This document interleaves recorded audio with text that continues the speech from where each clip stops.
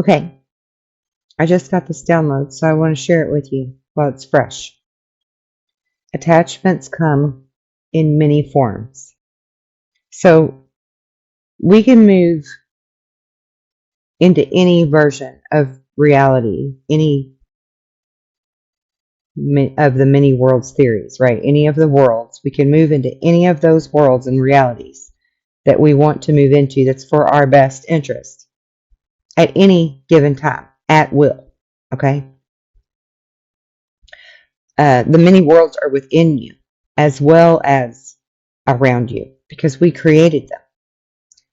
We created these multiple us to have multiple experiences so that we can calculate the ones that suit us the best. That's the whole point of experiencing and then finding your way back to source, back to nirvana, right?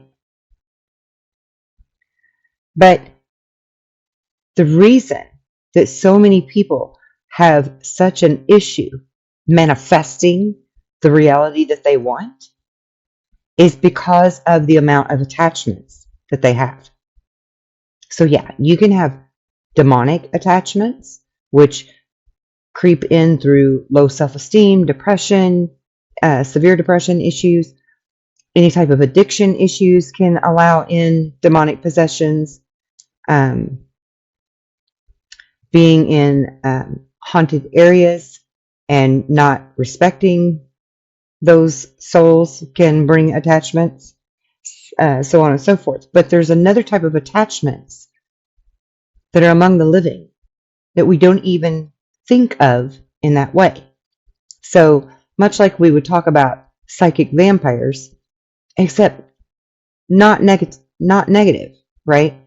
This is a type of psychic attachment or attachment on the quantum entanglement level that we have with our boss, our people at church, our friends circle, our family members, the people we're in a close relationship with or a partnership with, our children, our grandchildren, our grandparents, all of the people in our life that we know, that we interact with day in and day out.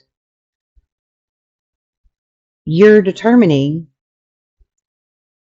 which one of them have stronger attachments than others, which is fine. There's nothing wrong with that. But the more attachments that you have to this particular lifestyle, way of life, however you want to look at that, the more tethered and anchored you are to that reality. Now, if you like where you're at, then there's no problem. Continue to do so. But if you're wanting to manifest something different into your life, you have to learn emotional detachment from people, places, and things, right?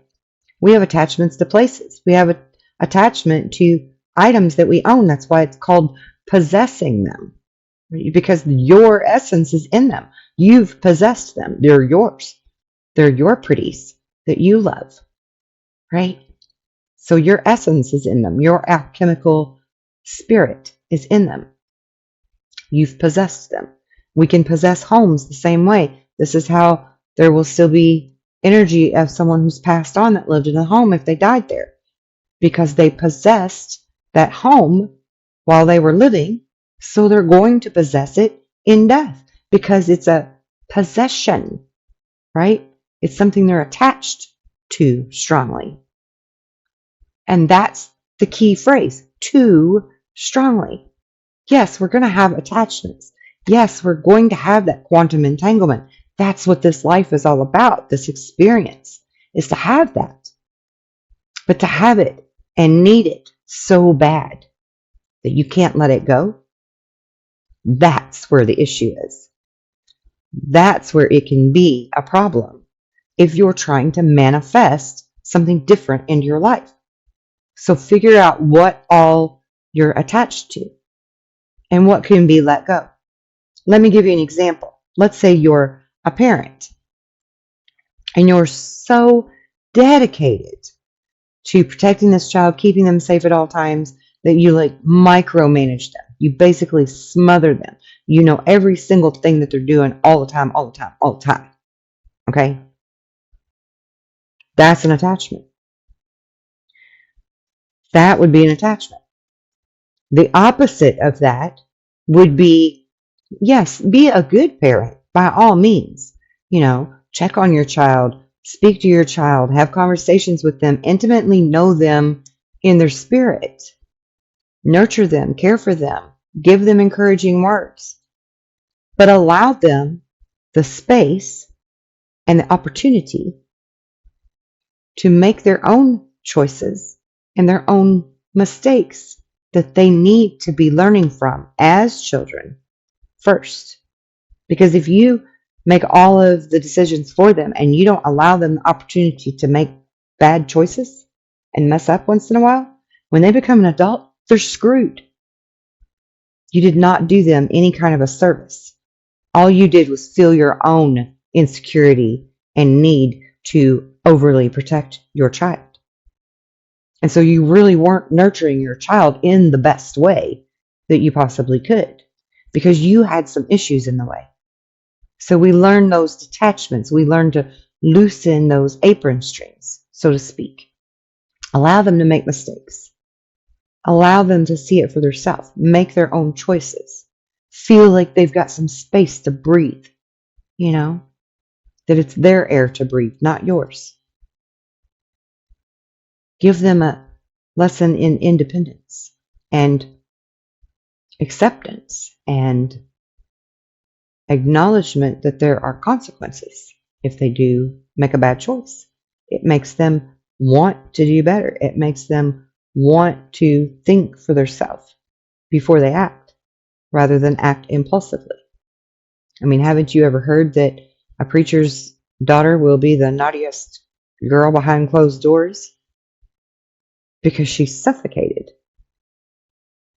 And so she will act out impulsively and do stupid things just to have some sense of freedom.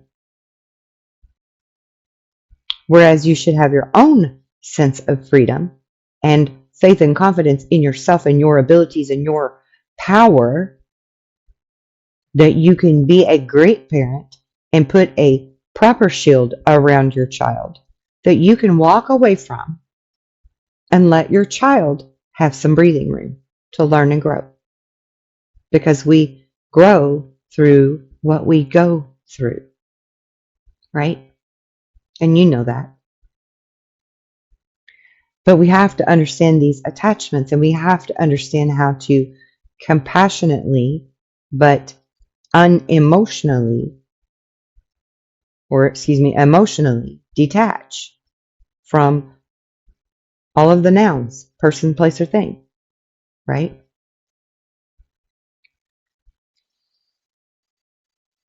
If you're in a bad situation where the relationship you're in forces you to live in a volatile atmosphere, start questioning what attachments you have, to whom, to what, and why. Start asking yourself why. And do that reflection. Do that shadow work that needs to be done to figure out why you need those attachments so badly. And I'm not saying that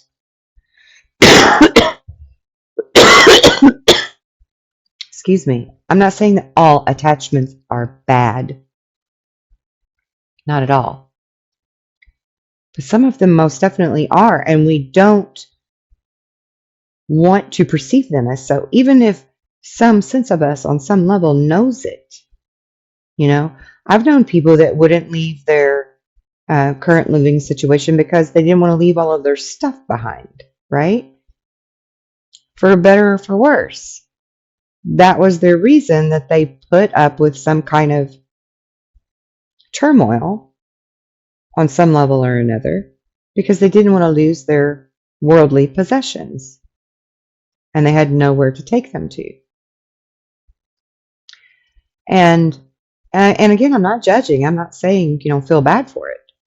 Just maybe ask yourself some really logical questions about those things.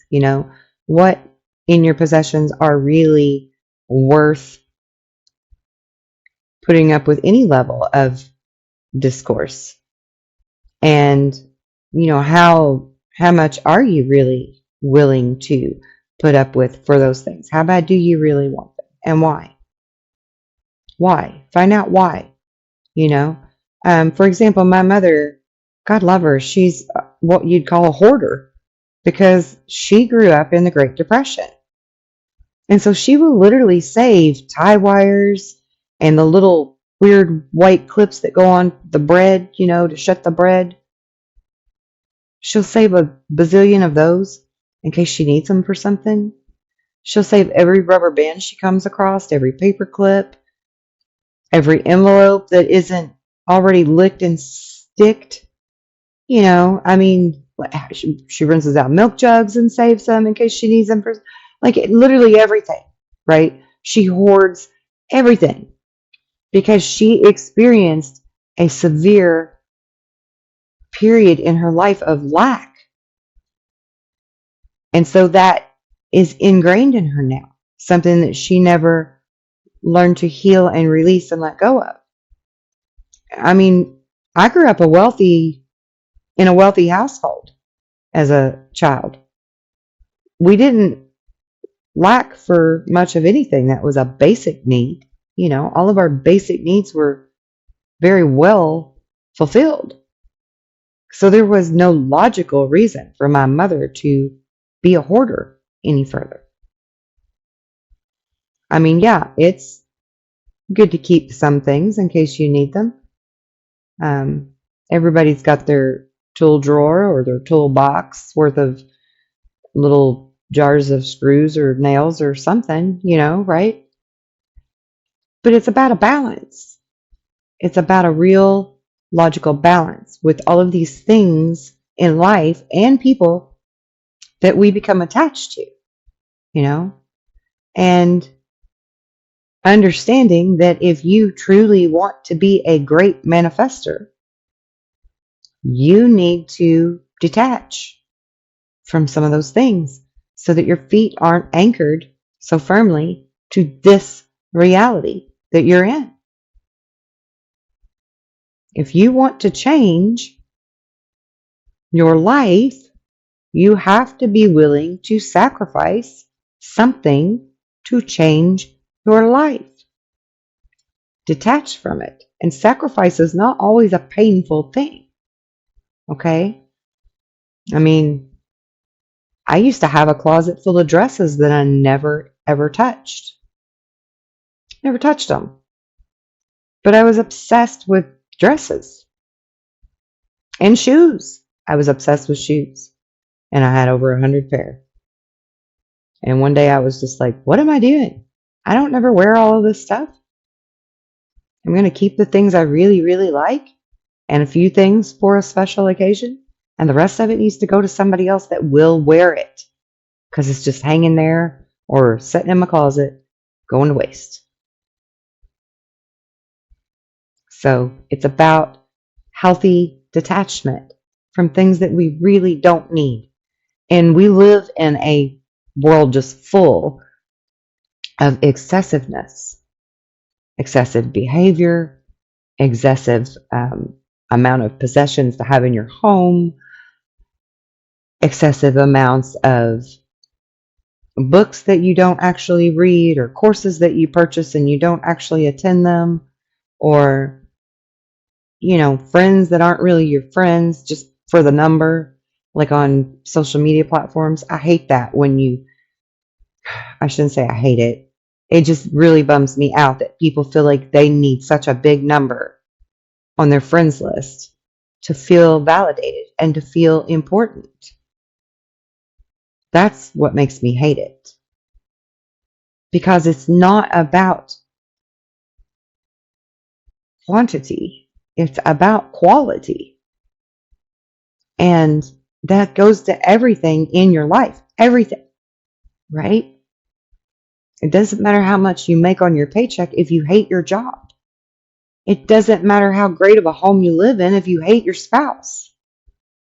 If you can't be in harmony with where you're at and what you're doing, and you want to change something about your life and be a master manifester, you need to cut some cords. Cut some cords. And you don't have to do some cord cutting ceremony to cut cords. It's about willpower and free will. Same thing. Make up your mind that this particular thing or that is worth letting go of for the betterment of your happy reality. That's what I have for you.